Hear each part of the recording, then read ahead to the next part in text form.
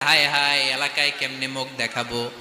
লজ্জায় পড়ে মারিয়াম আলাইহিস সালাম এলাকা থেকে চলে গেলেন। কি অবাক করে কাণ্ড! বাচ্চা ভূমিষ্ঠ হওয়ার জন্য, বড় হওয়ার জন্য 6 মাস 7 মাস লাগে নাই, পেটে বাচ্চা আসার সাথে সাথে বাচ্চাটারে বড় করে দিয়েছে কে?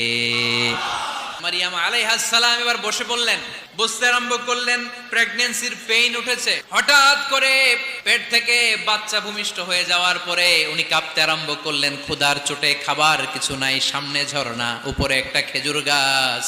সাইয়েদনা ঈসা আলাইহিস সালামকে কোলে নিয়ে মারিয়াম আলাইহিস সালাম মনে মনে ভাবে, হায় রে, কেউ যদি একটু খেজুর পেড়ে দিত, এই ক্ষুধার মুহূর্তে আমি খেজুর খেয়ে পেটের ক্ষুধা নিবারণ করতাম।